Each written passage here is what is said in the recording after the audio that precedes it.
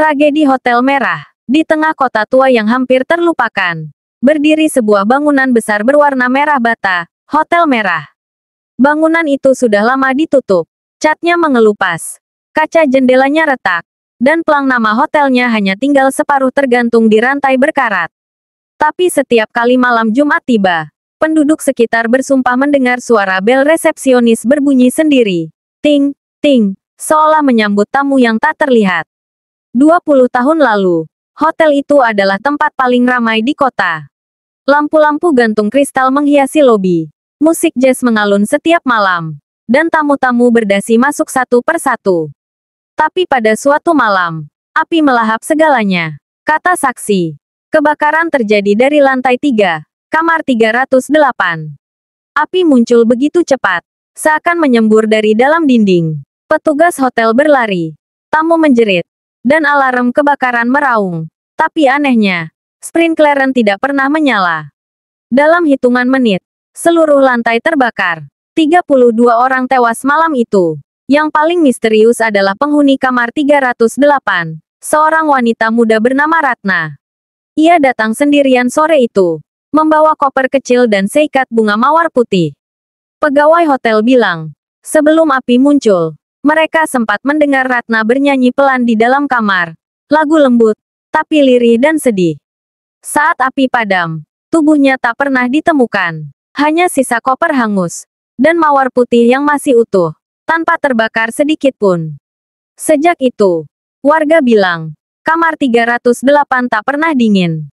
Dindingnya selalu hangat, seolah api masih bersembunyi di baliknya. Dan setiap tahun, pada tanggal yang sama dengan malam kebakaran, ada cahaya oranye samar muncul dari jendela lantai 3. Kadang terdengar suara seorang wanita menyanyi, pelan, dengan nada yang sama seperti sebelum kebakaran terjadi. Suatu malam, seorang penjaga baru, Bima, mendapat tugas ronda di area hotel itu. Ia menertawakan cerita-cerita lama dan berkata, kalau benar hantunya masih di sana, biar aku yang menyapanya. Ia masuk lewat pintu belakang, membawa senter. Bau debu dan arang langsung menyeruak. Lantainya berderit setiap kali ia melangkah.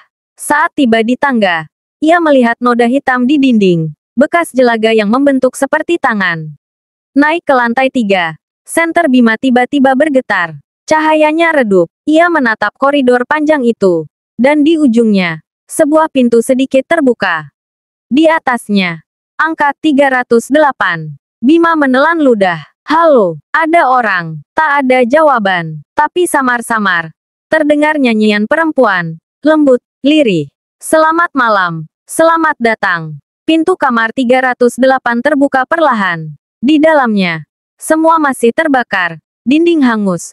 Lampu gantung meleleh.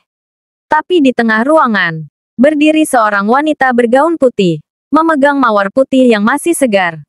Rambutnya panjang menutupi wajah. Bima mundur satu langkah. Maaf. Saya cuma lewat.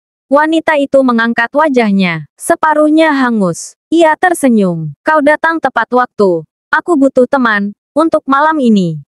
Seketika ruangan itu kembali menyala merah. Api muncul dari lantai. Dari dinding. Dari langit-langit. Bima menjerit. Berlari ke arah pintu. Tapi pintu sudah tertutup rapat. Saat orang-orang menemukannya keesokan paginya, tubuhnya tergeletak di depan hotel. Seluruh kulitnya terbakar. Tapi di genggaman tangannya, ada satu mawar putih. Masih utuh. Dan malam itu, dari jendela kamar 308, cahaya oranye kembali tampak, menari di balik tirai.